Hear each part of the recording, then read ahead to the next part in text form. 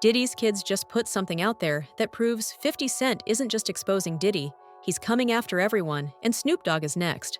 And once you understand how Snoop is involved, everything starts to make sense. The fact that Snoop never went to meet Pac at the hospital and suddenly became friends with Diddy, none of it was an accident. Puffy's sons and my sons have been best friends since they were 6, 7 years old. And let me give you the real story on that one, brother. I didn't make it happen and Puffy didn't make it happen. One night I was at my house and Puffy's son was over about like 9 o'clock. And I'm like, cuz, what time you going home? And he like, I'm spending the night. I'm like, did you tell your dad? He like, nah, my mom dropped me off. So Kim, rest in peace, was connecting my kids with Puff kids, and they formed a friendship and a bond. When Justin went to UCLA, my son went to UCLA. When Christian was rapping, my son was rapping. When he was modeling, they was flying over the world together. So they forged a friendship and a brotherhood that me and Puff always had. When I die, I want my last words to be, I did it. After 2 years of investigating, 50 Cent released Sean Diddy Combs, The Reckoning, a documentary focusing on Diddy's worst crimes. And ever since the documentary dropped, Diddy has been doing everything he can to get it removed. This documentary shows never-before-seen footage of Diddy's crimes. But best of all, it also exposes everyone who was working with Diddy. For the first time since the start of Diddy's trial, we're looking at the people who covered up Diddy's crimes, and we're standing right there with him. Allegedly, one of those names is Snoop Dogg. And that's where things start getting uncomfortable, because Snoop was allegedly one of Tupac's best friends, so for him to be involved with the man who's the prime suspect in Tupac's murder is suspicious to say the least. And it's not just me saying this. Everyone in the industry has been pointing this out for years. He heard the shots, he heard everything was going on, and when everybody said they heard him say they got him, that's not just a red flag, that's a fact that somebody involved with something they shouldn't have been in, and they had a radio they shouldn't have had. So that was the first thing. Then Corrupt, they interviewed Corrupt, and Corrupt says Snoop had the meeting and said, we're not going to Vegas. So they wasn't going to Loserville, so that's basically saying like something's gonna happen. And then Nate Dogg says, I'm going to Vegas. I don't gotta be around those niggas. That's his exact words. I can be here, I can be there, long as I don't be around them. Basically saying if long as I'm not standing next to Tupac or me, he'll have to worry about a straight bullet getting him. No other way. And the fact that not only did he not come to the hospital, not one of those people, them people, whatever you want to call them, did not do a song with Tupac. We put out 2 albums after Tupac was gone. Snoop not on one. Snoop did his album, you probably guys don't remember. He did that album on his own, whether it was The Dogfather. It's not a Pac verse on that one. And he have lots of them to pick from, not a one. When Tupac got a star. According to Suge, the night Tupac was shot in Las Vegas, Snoop was supposed to be with them. He had tickets to the Mike Tyson fight. Everything was planned. But at the very last minute, Snoop didn't show up. And then, when Tupac was lying in the hospital fighting for his life, Snoop still didn't go see him. Suge said he had to call Snoop himself and tell him to come over because something felt off. What happened next is what shocked everyone around Tupac. Suge claims that when Snoop finally arrived, Tupac's mother was there, and Snoop immediately broke down crying and physically throwing up. Repeating that Tupac hated him and didn't want to see him. It's going around saying he went to the hospital and had a conversation with Pac. That is a flat-out lie. The reason why that was a flat-out lie, Pac had already passed away before Snoop left my house. Snoop came to my house, and he didn't volunteer to come out there. I called and told him, get your ass out here, right now. He came to my house first. Tupac's mother was at my house. We walked back by the behind the 2 pool houses, guest houses, and we had the conversation. that I said last time. Snoop didn't throw up in no hospital. Snoop threw up in my backyard by the guest house, the pool house. Pissed me the fuck off. The thing he said about he was gonna name, if it's a boy, after Tupac, he said that in front of me and Tupac's mother at my house. For anything outside of that, who knows what he did when he left my house? But if he went to go visit Tupac, Pac was already gone. And he didn't have no conversation with Tupac. And if he would have had I don't believe he went there, because every person went to go visit Pac, it's pictures, it's footage. No matter who went. I had never seen any pictures or footage. But what I would say 1,000%, he did not talk to Pac. He didn't have a conversation with Pac. He had already passed away. Why would Snoop lie about talking to Tupac? Why would he tell different versions of the same story over the years, especially about moments that other people say he wasn't even present for? According to Suge, Snoop wants to maintain credibility. Snoop knew that something was going to happen to Tupac, but he stayed quiet and never did anything to stop the murder. Why was Snoop struggling with credibility, you ask? This is where Snoop Dogg's name starts coming up in some very disturbing conversations, because according to multiple insiders, Snoop was allegedly involved in the same trafficking-style party culture that's now being exposed in the Diddy case. Everybody knew that Snoop Dogg, mentioned him in December of 2020, but everybody beat the hell out of me. Screw you, that can't be true. What the hell do I know, right? And then recently it just came out again that Snoop Dogg got accused of actually trafficking children. And what did everybody do? Ooh, Snoop Dogg is at the halftime. I'm going to the halftime. But we canceled Dr. Seuss. And Jemima. Nobody mad. Nobody. Super Bowl habits. They're dripping down from the letters. The LVI. I know, but that's fine. That's fine. Let's go to the game. Make some hot wings. It's fine. It'll pass. It'll pass, right? It's a phase. It's just a phase. But oh no, tell somebody that plastic straws are coming back and throw a fit. Let a convict get arrested. Somebody put a knee on a convict's neck and it's over. The neck of it out. Crickets. Crickets. Nothing. Everything's fine. These allegations, along with everything that has come out in the documentary, have brought the spotlight back on Tupac's murder, and a criminal investigation into the murder of Tupac Shakur has just been launched at the request of Tupac's family. Welcome back to Court TV Live. We are following new developments in the case of the hip-hop mogul who is facing RICO charges in New York, Sean P. Diddy Combs. Court TV has just confirmed that the family of Tupac Shakur is investigating a potential link between the murder of Tupac and Sean Diddy Combs. This coming from attorney Alex Spiro, who represents Tupac's family. Now, this investigation had been previously reported by unnamed sources, but earlier today, Spiro confirmed to our Court TV team that he and a team of investigators has been hired. Sean Combs allegedly had business dealings with Dwayne Keefe D. Davis, who will go on trial next March for the murder of Tupac. This was back in 1996. Some have speculated that Diddy ordered Tupac's death. That, of course, is just a theory at this point, and we are monitoring the developments in both the Tupac murder trial and the federal indictment of Sean Diddy Combs. So a lot of information to come on that one. Let me ask you this. I get it. When you have a case that's 5 years old, it's hard to get overwhelming evidence that meets the burden of proof beyond a reasonable doubt. When you have cases this old, no matter what Fiddy has found out and put in this documentary, do you see it at all ever possible that Diddy could be involved in a murder trial when it comes to Biggie and Tupac?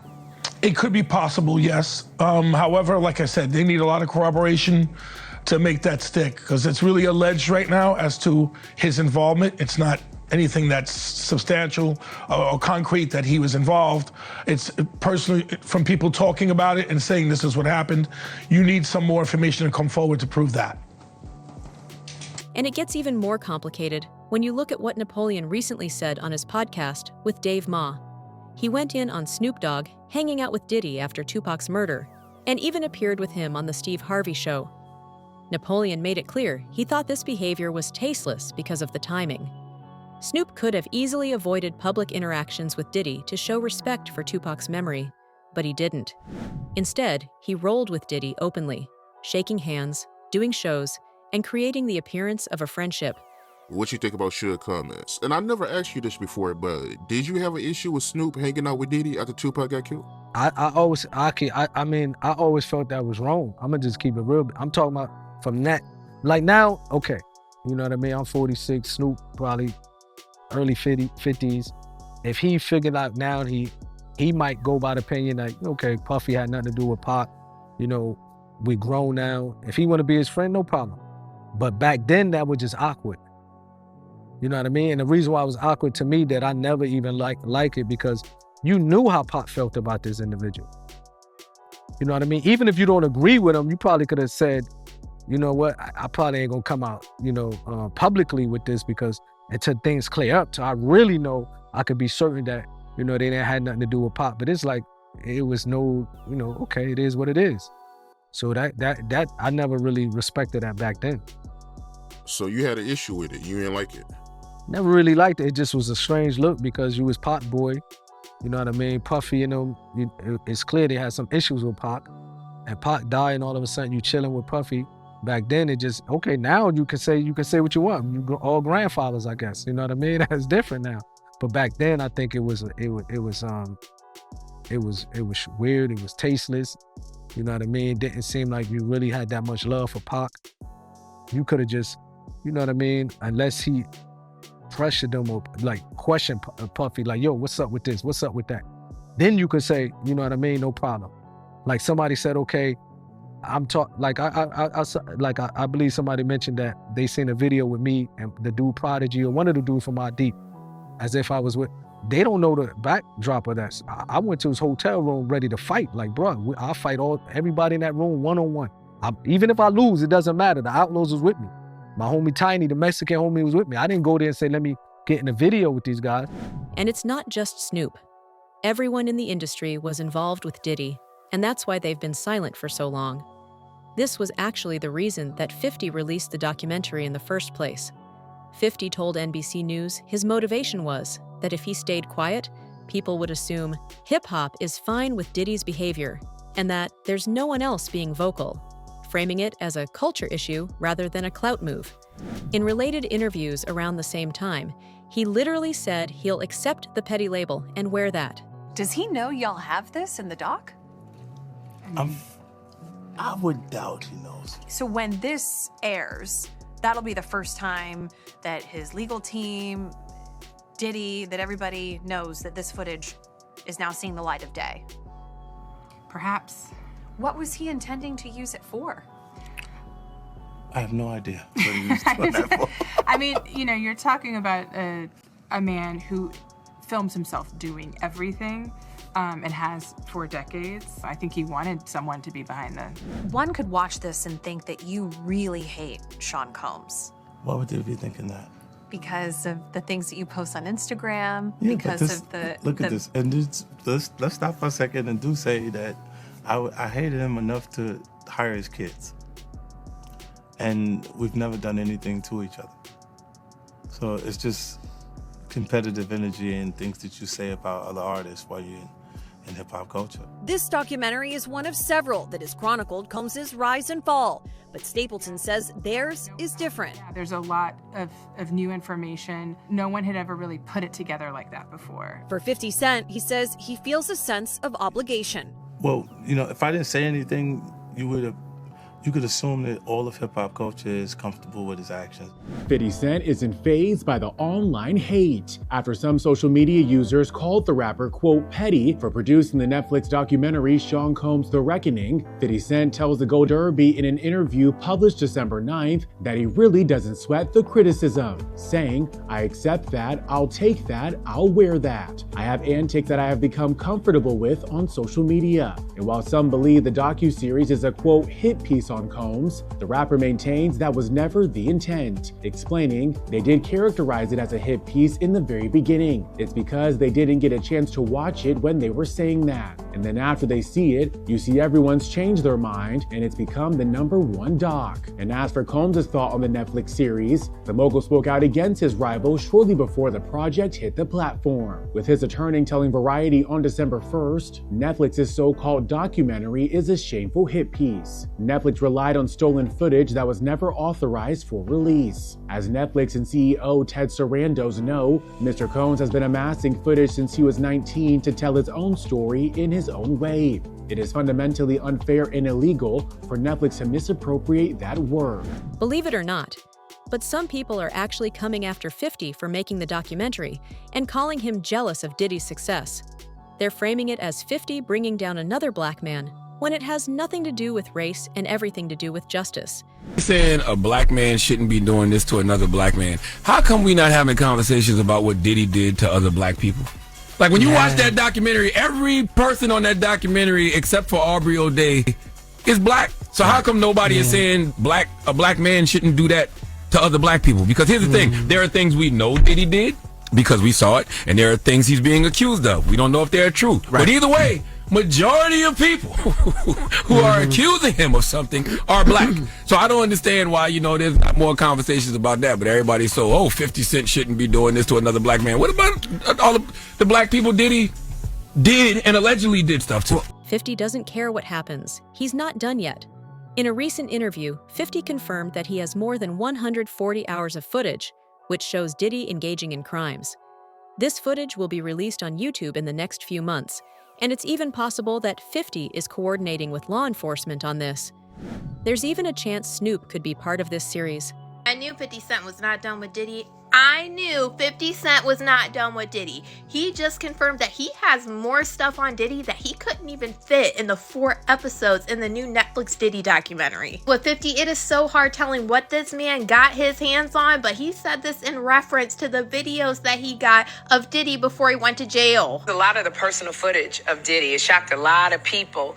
And I know, 50, the way you run, this cannot be all that you have. Is there other stuff that you just have not shown? Yeah, well, everything couldn't make it was 4 episodes. Right. So it was a lot. You had to pick and choose things. And on top of him saying that he has more dirt on Diddy, he is also saying that more people came to him with allegations against Diddy that never made it into the Netflix documentary. With the anticipation, they asked him, are you going to make a second documentary and put it on Netflix since you have all of this stuff? And he says that he is about to put it on YouTube. With everything that was out and all of these people that were coming forward, have there been any new tips that you've gotten since it has been released? Well, yeah, everyone starts to feel a little more comfortable when they see other people telling their truth about it. Yeah. So, it's got to be something on YouTube coming. Yeah. I know. I'm not going to lie. I felt like certain things were left out of this documentary. Okay, this is getting absolutely crazy. So yesterday we heard 50 Cent confirm that he does have more video footage of Diddy. And now he's saying he has 140 more hours of video footage of Diddy. Now in a post he made about this video footage, he is saying he has 140 hours. And he did it with a video where there was a man claiming that 50 Cent has video footage of Diddy doing alleged criminal activity, and this could possibly get him more time. And this is the post that 50 Cent made. Correct, 140 hours of footage. I don't understand why he filmed himself, but I'm glad he filmed himself. The people who are supporting him will be quiet very soon when more comes out. Diddy's kids are doing everything they can to stop this documentary from being released. Diddy's son, Christian King Combs, posted on Twitter saying, "On my dad, if I ever see 50 Cent, I'll slap the fuck out of him." The post was deleted pretty quickly, but 50 Cent's screenshots are forever. He fired back with a response that has since become viral. "Lil bro, first, close your damn mouth when you take pictures," 50 wrote. I've been rich 3 different times. Sold records, sold shows, sold liquor, sold power. You still living off Wi-Fi and legacy? Relax. This isn't the first time that Diddy's kids have tried to come to his rescue. During the trial, they begged the judge to release their father. The podium and address the court. First Quincy, then Justin, then Christian, saying their dad is their superhero, and although he has made mistakes, the man that stands before us today is a changed man. They say he is more patient and remorseful. Christian getting choked up as he spoke. But then his 18-year-old daughter Jessie went to the mic. As she sobbed, she begged the judge to give her dad a second chance, saying she lost her mom at a young age and already has experienced so many milestones without her dad. Her sisters, Delilah and Chance, echoing the same sentiment, all of them heavily sobbing into the mic, just saying, please give my dad a second chance. They too reiterating that he is a changed man and that his demeanor is much different. Diddy is only a few feet away from them. He moved his chair so that he could face the podium. He's not crying, but his head is heavy and his hands are in his lap. Delilah telling the judge that she knows what it's like to grow up without a parent and she doesn't want this to happen to her 2-year-old sister Love. She says every night the toddler asks where her dad is. She then asks the judge to give her dad a second chance, not as a headline, but as a human being. At this point, several of Diddy's attorneys are also wiping away tears. The judge empathetically said, I know this was difficult for you guys, but I thank you. I needed to hear this. The defense then played a 10-minute video highlighting Diddy as a father, a businessman, a philanthropist. Now, another thing I want to know is right before his family spoke, it was his attorney, Nicole Westmoreland, who was on the podium, talking about all his accomplishments, how throughout the years, Diddy has gone out of his way to help people, and how that's his purpose and calling. And then Nicole Westmoreland broke down. Through tears, she talked about his ascent through the business world, how he started the Sean John clothing company, and how he's an inspiration to his community. And then through sobs, she said, he inspired me, and talked. 50 Cent has also been receiving threats ever since he released the documentary, and allegedly, Diddy's sons are the ones sending these threats.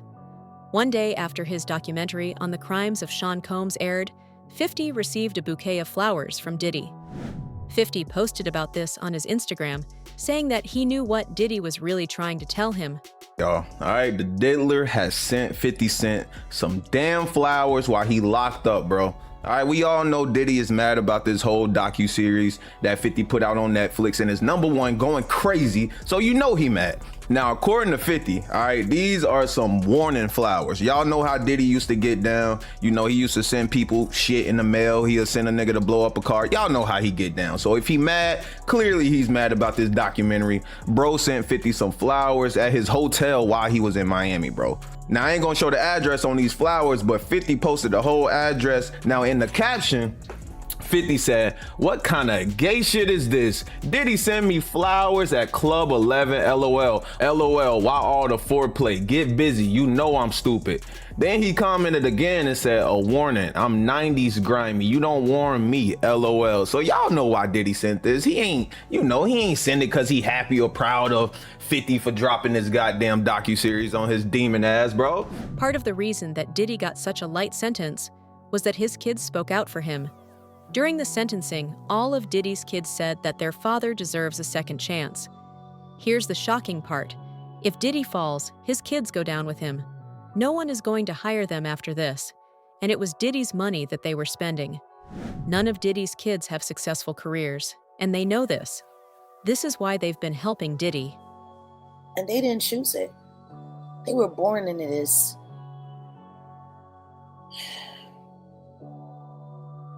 I don't think anybody's paying attention to that. The choice to that guy. If that man calls and say, I need you to do this, I need you to do that, what else are they going to do? They gotta bet on him. I'm sure they're all praying he makes it, because if not, what are they going to do?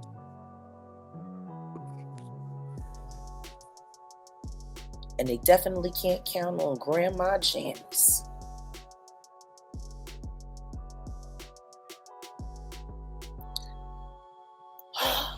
They're screwed. One way or the other, they're screwed. So there's no escape for them. How? Was there escape for OJ's children? Their daddy is the new OJ. And we already know he done it. Like OJ's kids went through hell. And there was reasonable doubt. We didn't see a video of him doing anything. We didn't see him running around in a towel with a knife, with a, you know. We seen that with the Diddler. It's worse than... Right now, Diddy and his team are trying everything they can to get rid of the documentary. Diddy's lawyers have already filed a cease and desist and are now threatening to sue both 50 Cent and Netflix for over $1 billion. Too bad for them. 50 Cent got all his footage legally. 50 even posted a video on his Instagram explaining where he got the footage from. Calls him getting to this, yo, Bonds. Yo, man, yo, how 50 get, blah, blah, blah. Yo, Puff, take this self doing that. Let me explain something to y'all. All right, whether it's NBAs, whether it's whatever. When these young boys come in, first of all, he only deal with young videographers because he want to rob them, and he know that they want the opportunity to follow Puff Daddy, P. Diddy. They want that opportunity. So they get him at a low price anyway. But when you stay out so many hours a day, Puff wants a videographer with him 24 hours a day on call. Whether we on a yacht, whether we on a ship, wherever we at, he wants to videotape that, right? So now, they come to agreement. They come to whatever the pay is going to be. But then it be so many hours on that invoice that he don't want to pay. He gets in touch with the office. He gets in touch with the chief of staff. Yo, what is this I'm paying? What is this I'm paying? You know what you paying. You was outside all of these hours. It's 160 something hours in a week. You was outside 140. That's the invoice he put in. So now, being if you got a contract and he don't stand to that contract, guess what happens?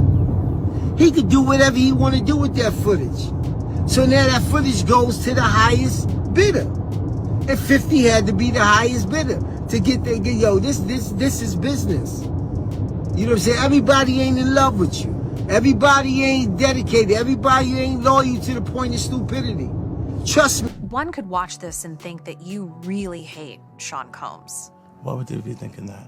Because of the things that you post on Instagram, Yeah, because this, of the... Look at this. And let's stop for a second and do say that I hated him enough to hire his kids. And we've never done anything to each other. So it's just competitive energy and things that you say about other artists while you're in hip-hop culture. This documentary is one of several that has chronicled Combs' rise and fall, but Stapleton says theirs is different. Yeah, there's a lot of new information. No one had ever really put it together like that before. For 50 Cent, he says he feels a sense of obligation. Well, you know, if I didn't say anything, you could assume that all of hip-hop culture is comfortable with his actions. Diddy's team is throwing everything they've got at stopping these lawsuits, cease and desists, threats, and even appeals. But 50 isn't backing down. With over 140 hours of footage, the story is far from over, and the next few months could change everything for Diddy, his kids, and potentially even Snoop Dogg.